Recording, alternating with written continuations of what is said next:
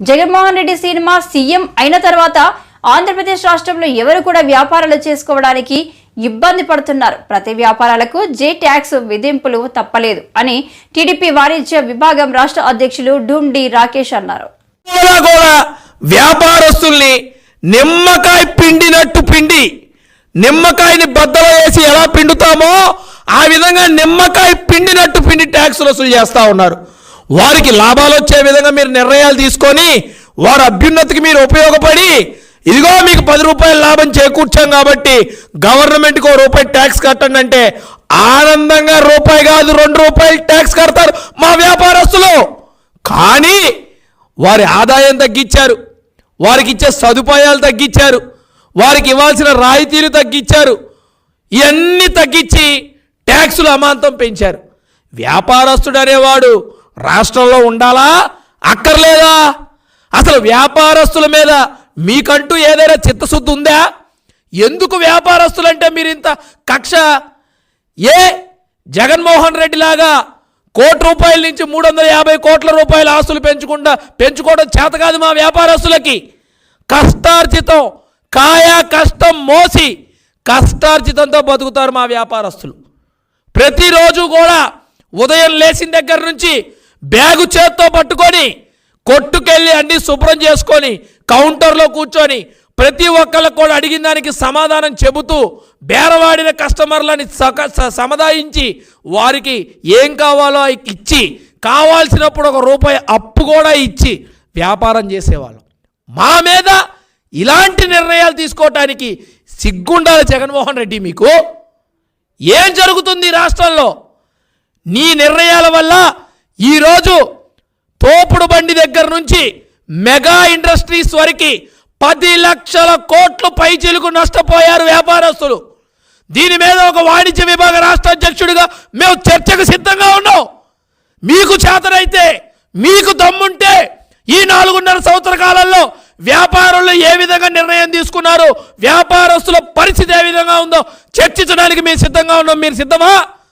మేము మా 5 సంవత్సరాల కాలంలో ఏ నిర్ణయాలు తీసుకున్నాం, ఎలా ముందుకు తీసుకెళ్ళామంటానికి నా దగ్గర సాక్ష్యాలు ఉన్నాయి.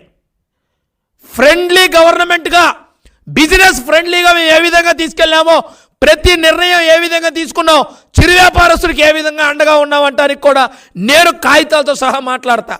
మీరు ఎవరైనా వచ్చి మాట్లాడటానికి సిద్ధంగా ఉన్నారా?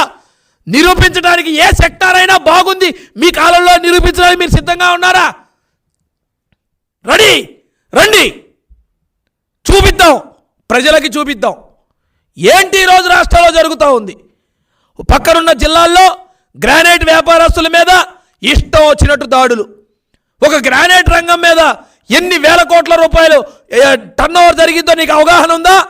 గ్రానైట్ అంటే నువ్వు ట్యాక్సులు కట్టకుండా దోపిడీ చేసుకునే గ్రానైట్ కాదు. రాయి అంటే నువ్వు కొండలు తుడిచేస్తున్నది కాదు. దాని మీద ఎన్ని జీవితాలు ఆధారపడి ఉంటాయో నీకు తెలుసా? ఎంతమంది చిరు వ్యాపారస్తులు ఆధారపడి ఉంటాయో నీకు తెలుసా? అలాంటి వ్యవస్థను నాశనం చేశావు. సిమెంట్ కంపెనీల మీద జూలలు చూపించావు. ఇసుక వ్యాపారం చేసుకోకుండా ఇసుక ఫ్రీ ఇసుకిస్తా అన్న ప్రభుత్వాన్ని ఈరోజు నీ జే ట్యాక్సులు కట్టడానికి మాత్రమే పరిమితం చేశావు. నిన్నగాక మొన్న మా శాసనసభ్యులు వారి నియోజకవర్గంలో కారం పొట్లాలతో అధికారులు ఎక్కడైనా వస్తారా? ఏపీలో దొంగ ఓట్ల కలకలం ఉందని విశాఖ తూర్పు నియోజకవర్గం ఎమ్మెల్యే వెలుగుపూడి రామకృష్ణ ఆరోపించారు. ఒకే పేరుతో 2-3 ఓట్లు ఉన్నాయని ఈ రోజు విశాఖ తెలుగుదేశం పార్టీ కార్యాలయంలో మాట్లాడారు. ఒక ఎపిక్ నెంబరు, ఒకటే ఎపిక్ నెంబరు, 2 ఓట్లు ఉన్నాయి. Booth number 4, booth number 12, 599, 514 serial number. ఒక వ్యక్తిది booth 12, booth 10, serial number 532, serial number 781. ఇదిగోండి ఆర్కర్ చేసి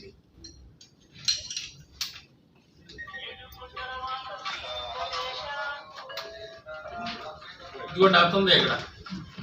అసలు ఒక పేజీలో చూడండి ఎన్ని డిలీషన్లు ఉన్నాయో. ఇదిగోండి మార్కర్ చేసింది అది 2 ఎపిక్ నెంబర్తో. 2 ఓట్లు ఉన్న ఒక ఎపిక్ నెంబర్ మీద ఉండాలి కదా, వేరు ఉంటాయి. ఇది ఒక పిఎల్ఓలు సస్పెండ్ చేసి 40 మందికి షోకాస్ నోటీసులు ఇచ్చి ఊరుకున్నారు తప్పితే ఇన్వాల్వ్మెంట్ ఉన్న అందరం ఎవరి మీద తూతు మంత్రంగా చేశారు తప్పితే ఆయన మీద యాక్షన్ తీసుకోలేదు.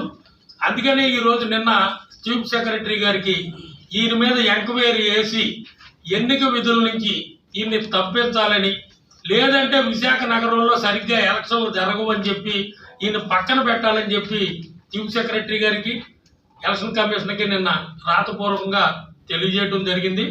అందులో భాగంగా విశాఖ తూర్పు నియోజకవర్గంలో చాలా రకాలైన విచిత్రాలు, గత ఏడాది కాలం నుంచి కూడా డూప్లికేట్లు, మృతులోట్లు తొలగించాలని మేము సంవత్సరం నుంచి ఏ బూతుల్లో అయితే ఉన్నాయని తొలగించమని అడిగామో తొలగించిన పాపాను పోలా. అదే రకంగా మొన్న అక్టోబర్ 27న విడుదల చేసిన ముసాయిదాలో 8,500 ఓట్లు తొలగించారు. ఇప్పుడు మొన్న నెల 2 నెలల క్రితం శ్యామలరావు మీటింగ్ పెడితే మా కళ్ళెదురుగుండానే వైఎస్ఆర్సీపీ వాళ్ళు వచ్చి ఒక పెన్ డ్రైవ్ ఇచ్చారు. 30,000 ఓట్లు ఇచ్చారు, తూర్పు నియోజకవర్గంలో దొంగ ఓట్లు ఉన్నాయని. ఆ పెన్ డ్రైవ్ తీసుకుని బిఎల్ఓలు మా బిఎల్ఏలను పిలవకుండా ఎంక్వైరీకి వెళ్ళి 8,500 ఓట్లు తీశారు. ఆ తర్వాత మొన్న ఆగస్టు నెలలో స్పెషల్ డ్రైవ్ జరిగింది, ఇంటింటికి మీకు తెలుసు. అప్పుడు 8,500 ఓట్లు తీసి ఇప్పుడు 17,500 తొలగించామని చెప్పి మళ్ళీ చెప్తున్నారు. మరి ఈ 17,500 కూడా మా పార్టీ బిఎల్ఏలు, అన్ని పార్టీలు బిఎల్ఏలు ఉన్నప్పుడు బిఎల్ఓలు చేయాలి. కానీ ఈ మతలం ఏంటని నేను అడుగుతున్నా. డోర్ టు డోర్ తిరిగినప్పుడు నువ్వు 8,500 తీసావు, వాళ్ళు 30,000 పెన్ డ్రైవ్ ఇచ్చినప్పుడు 17,500 తీయవలసిన అవసరం ఏముంది? మా బిఎల్ఓ లేకుండా చేసే హక్కు మీకు ఎవరిచ్చారు? ఈ ప్రజాస్వామ్య దేశంలో బిఎల్ఓలతో పాటు అన్ని పార్టీలు బిఎల్ఏలు ఉండాలా? అప్పుడు 8,500 తీసి ఇప్పుడు 17,500 తీస్తున్నామంటే ఈ కలెక్టర్ గారి ప్రమేయం లేకుండా ఇది ఎందుకు జరుగుద్ది? మొదటి ప్రశ్న. అంతేకాకుండా నియోజకవర్గంలో సుమారు 28,000 ఓట్లు వచ్చినాయి అన్నారు కొత్తవి. ఓకే, సచివాలయ ఆన్లైన్లో అప్లికేషన్ పెట్టిన వాళ్ళకి బిఎల్ఓలు ఇంటింటికి వచ్చి వెరిఫై చేయాలి. అలా వెరిఫై చేయకుండా వాళ్ళు ఫోన్లు చేసి సంబంధిత సచివాలయం దగ్గరికి కాపీలు తెమ్మంటున్నారు, ప్రూఫ్లు, ప్రెసిడెంట్ ప్రూఫ్లు. సచివాలయ సిబ్బంది ఇంటింటికి వెళ్ళాలా? ఎప్పుడైనా సరే ఎన్నికల్లో గతంలో విఆర్ఓలు కానీ దానికి స్పెషల్ స్టాఫ్ ఉండేవారు, డోర్ టు డోర్ వెరిఫికేషన్కి. ఆశా వర్కర్లు కానీ డ్వాక్రా సంఘాల నుంచి వచ్చి పార్టీలకు అతీతంగా చేసేవాడు. వీళ్ళకి తెలియదు ఎలక్షన్ ప్రక్రియ, వీళ్ళు పెట్టొద్దని చెప్పినా సరే వినకుండా ఈ సచివాలయ సిబ్బందిని పెట్టారు. వాళ్ళకి తెలియదు. ఏపీలో కొండల్ని చూడాలంటే పుస్తకాల్లో వెతుక్కోవలసిన పరిస్థితి వచ్చేసిందని భాజపా మహిళా నేత యామిని శర్మ విమర్శించారు. గొప్పగా ముఖ్యమంత్రి గారు చెప్తున్నారు, వైకాపా పార్టీ నాయకులు చెప్తున్నారు 99% హామీలు ఇచ్చేశామని. నేను ఖచ్చితంగా ఒప్పుకుంటున్నా, నిజంగానే 99% మీరు సాధించారు. దేంట్లో అంటే మీరు చెప్పినటువంటి సంక్షేమ పథకాల్లో కాదు, మీకు అసలు సంక్షేమం అభివృద్ధి అనేవి రెండు ఉంటాయని కూడా కనీస స్పృహ లేదు వైకాపా పార్టీకి. ఆదాయాన్ని ఇచ్చేటటువంటి అభివృద్ధిని వదిలేసి కేవలం ఓటు బ్యాంకు కోసం అన్నట్టుగా సంక్షేమ పథకాలను పెట్టారు, నవరత్నాలని. పోనీ ఆ నవరత్నాల్లో ఒక్క రత్నాన్నైనా సరే హామీని పూర్తిగా నెరవేర్చారంటే అది కూడా నెరవేర్చలేదు. అంచెలంచెలుగా ప్రతి గ్రామంలో, ప్రతి వాడల్లో, ప్రతి రోడ్డు పైన మద్యం ఏరులై పారుతుంది. ఈ విషయంలో ఖచ్చితంగా 99% మీరు సాధించారు సక్సెస్. ఏది మీ జేబులు నింపుకోవడానికి, మహిళల పుస్తలు తెంపడానికి, వారి ప్రాణాలు తీయడానికి, భర్తల ప్రాణాలు తీయడానికి. రాష్ట్రంలో ఉన్నటువంటి ప్రభుత్వ భూములు ఏవైతే ఉన్నాయి, కొన్ని ప్రైవేటు భూములు కూడా పాపం 99% భూ కబ్జా చేయడంలో సక్సెస్ సాధించారు. 99% సక్సెస్ని మీరు ఈ రాష్ట్రంలోని ఇసుకని కొల్లగొట్టడానికి సాధించారు. ఎక్కడ చూసినా లక్షల కొద్దీ లారీలు, లక్షల టన్నుల కొద్దీ ఇసుకని ఇష్టారాజ్యంగా తవ్వేసుకున్నారు, పంపించుకున్నారు, అమ్ముకున్నారు, అక్రమంగా అర్జన చేస్తారు, డబ్బులు సంపాదించుకున్నారు, లక్షల కోట్ల రూపాయలు. ఇందులో కూడా సక్సెస్ అయ్యారు. మైనింగ్ విషయంలో రాష్ట్రంలో ఏ కొండ కనపడినా పాపం అయిపోయింది. అసలు భవిష్యత్తులో కొండలు అని అంటే పిల్లలకి మనం చూడడానికైనా పుస్తకాల్లో లేదంటే గూగుల్లో ఇమేజెస్ వెతుక్కోవాలి. ఒకప్పుడు ఆంధ్రప్రదేశ్లో కొండలు ఉండేవి అని అక్రమ కేసులు పెట్టి సామాన్య ప్రజలపైన కూడా దాడులు చేస్తూ అన్ని వర్గాల ప్రజలని, వారికి ఆదాయ వనరుల్ని కూడా తీసేసి చెత్త పన్నని, ఈ పన్నని, ఆ పన్నని, కరెంటు ఛార్జీలు పెంచుకుంటూ ఇలాగా ప్రజల రక్తాన్ని జలగల్లాగా పట్టి పీడించడంలో 99% సక్సెస్ అయ్యారు. అమ్మ ఒడి అని చెప్పని అన్నారు, దానికి కోతలు పెట్టారు. పోలీసుల వ్యవహారం చూస్తుంటే చాలా చోట్ల పోలీసులే నిజంగా వైకాపా కార్యకర్తల కంటే కూడా బలంగా ఇంకా మరి బాస్ యొక్క అభిమానాన్ని చూరగొనాలనో ఏమో తెలియదు కానీ అత్యుత్సాహపడుతున్నారు. ఇందుకు కూడా ఇంతకంటే ఇంకా ఏం చేయడానికి మీరు సిద్ధం? మీ నవరత్నాలు అన్న దాంట్లో 99% అన్న దాంట్లో ఒక మద్యపాన నిషేధాన్ని తీసుకుంటేనే మీరు గుండు సున్నా చేసింది ఏం చేశారు? మీరు అత్త సొమ్ము అల్లుడు దానంలాగా ఈ రోజున కేంద్ర ప్రభుత్వం ఇచ్చే ప్రతి పథకం యొక్క నిధులని స్టిక్కర్లు వేసుకొని మేమే అన్నారు. మొన్న వికసిత భారత్ సంకల్ప యాత్ర ద్వారా ముసుగు మొత్తం తొలగిపోయింది. దొంగ హామీలు చెప్పుకుంటూ చేతగానటువంటి తెలిసినా చేతగాని హామీలు ఇచ్చి ఈ రోజుకి ప్రజల్ని మభ్యపెట్టాలని మళ్ళీ సిద్ధమా అని అడుగుతున్నారు. ప్రజలైతే సిద్ధంగా ఉన్నారు మిమ్మల్ని ఇంటికి పంపించడానికి. ఇప్పుడు వచ్చి ఈ రాష్ట్రంలో ప్రత్యేక హోదా అంటున్నారు. అసలు ముందు కేంద్రంలో వాళ్ళ అధికారంలోకి వస్తే కదా, కేంద్రంలో అధికారంలోకి వస్తే అప్పుడు ఇస్తామంటున్నారు. వచ్చిన తర్వాత కూడా అది ఎలా ఇస్తారు? ఒక పక్క ఆర్థిక సంఘం సలహా మేరకే కదా ఇటువంటివన్నీ ప్రత్యేక హోదా కాదు అంటే ప్యాకేజీ అని చెప్పిన అప్పట్లో అనుకొని అసెంబ్లీ తీర్మానం చేసి దానికంటే మించి నిధులు ఇచ్చింది. కాబట్టి కాంగ్రెస్ కూడా అంతే, తల్లి కాంగ్రెస్ పిల్ల కాంగ్రెస్ లాగా చేతగానివన్నీ మాటలు చెప్పడము, ప్రజల్ని మభ్యపెట్టడము.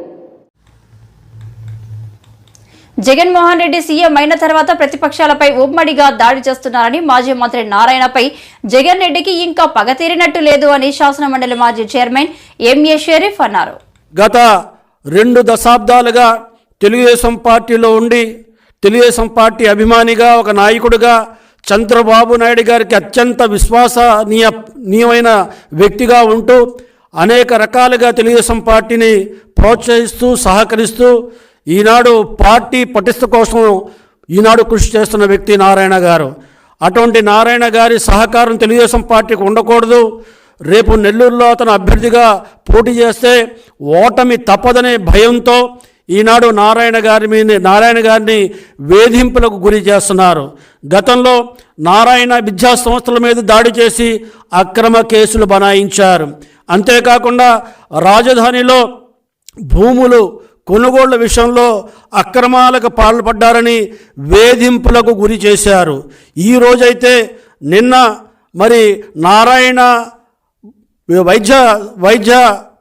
విద్యాలయంలో వైద్య కళాశాలకి వెళ్ళి అక్కడ ఎటువంటి నోటీసు లేకుండా ఎటువంటి సెర్చ్ ఆర్డర్ లేకుండా ప్రభుత్వ పరంగా మరి అక్కడ మరి సెర్చ్ చేసే మరి కోర్టు ఉత్తర్వులు కానీ ఇతర అభియోగాలతో కూడుకున్న అనుమతి కానీ ఏది లేకుండా మరి సుమారుగా 5 డిఎస్పీలు 8 సిఐలు 100 మంది కానిస్టేబుల్స్తో మరి డ్రగ్స్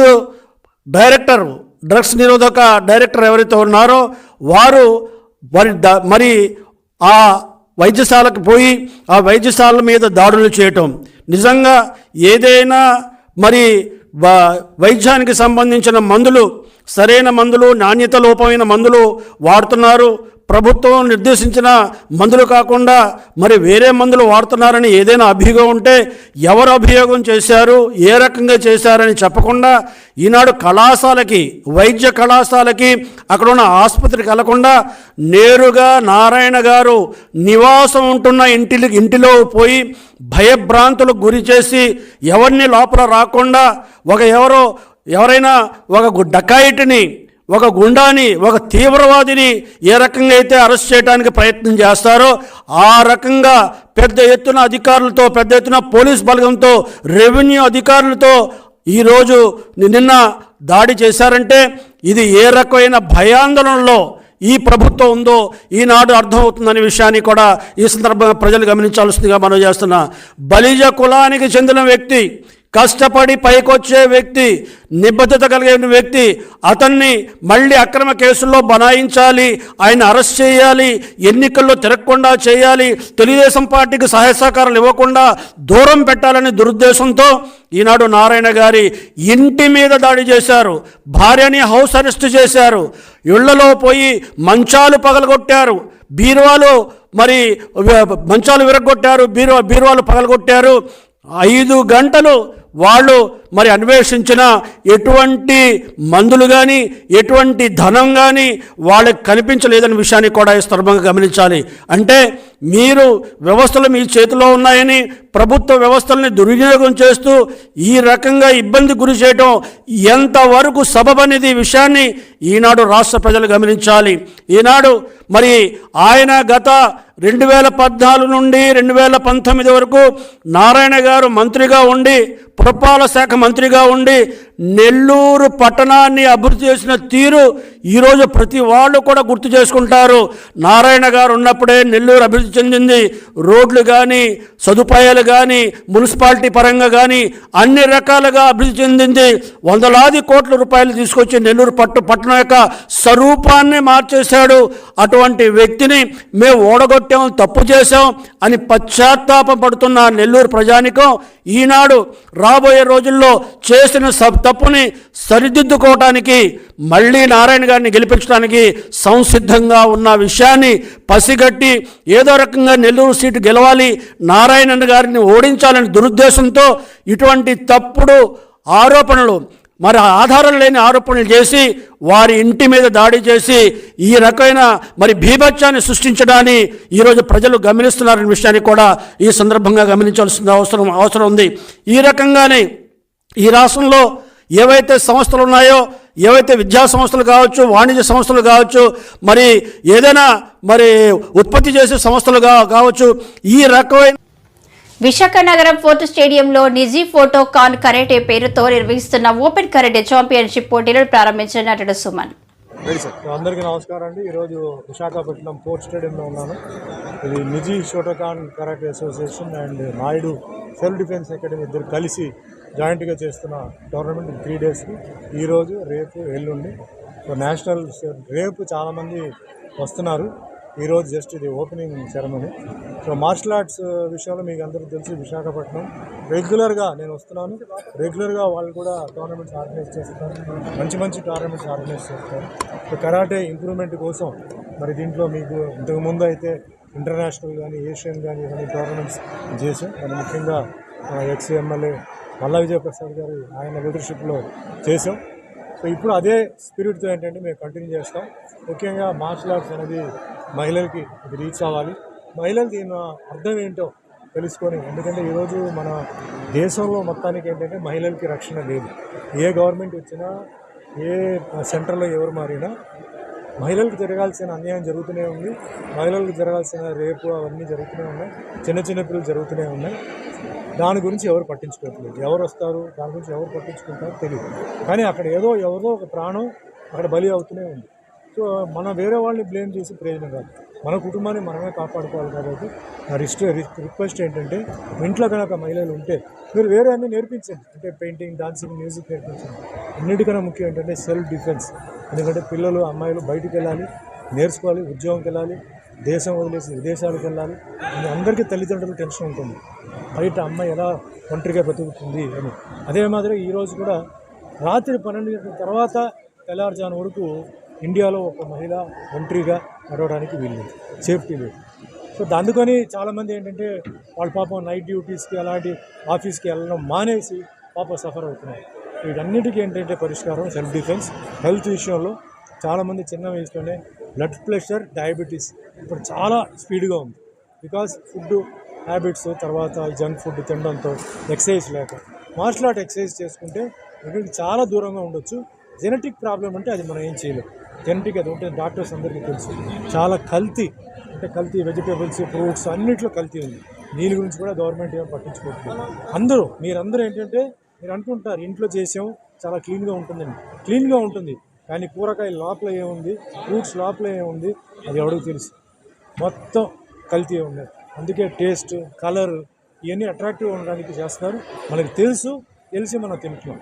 కాబట్టి ఎప్పుడు మనకి ప్రాబ్లం వస్తుందో అప్పుడే మనం బాధపడుతున్నాం. సో అంత దూరం పోకుండా హాస్పిటల్స్కి పెద్ద బిల్లు కట్టకుండా ముందు నుంచే ఈ ఎక్సర్సైజెస్, మార్షల్ ఆర్ట్ ఎక్సర్సైజ్ చేసి తల జుట్టు నుంచి కింద కాలు గోరు వరకు చాలా ఉపయోగం. నా ఒపీనియన్, నా ఎక్స్పీరియన్స్తో చెప్తాను. నా 50 years ఎక్స్పీరియన్స్. అదే మాదిరిగా సెల్ఫ్ డిఫెన్స్ కేవలం మహిళలకే కాదు, మీలాంటి ప్రెస్ రిపోర్టర్స్ కూడా ఏదైనా ఒక సెన్సిటివ్ మ్యాటర్ మీరు డీల్ చేస్తుంటే మీకు అటాక్ జరగవచ్చు.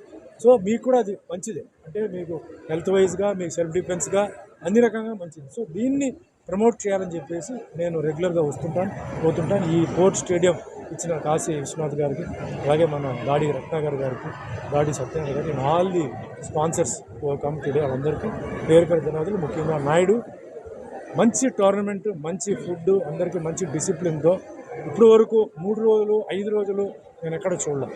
5 days international tournament, 4 days Asian tournament, 3 days national tournament ఇలా చేయడం నిజంగా హ్యాట్స్ ఆఫ్. సో ఇలాంటి టోర్నమెంట్కి నేను వచ్చినందుకు నాకు ధన్యవాదాలు, అంటే నాయుడుకి ధన్యవాదాలు.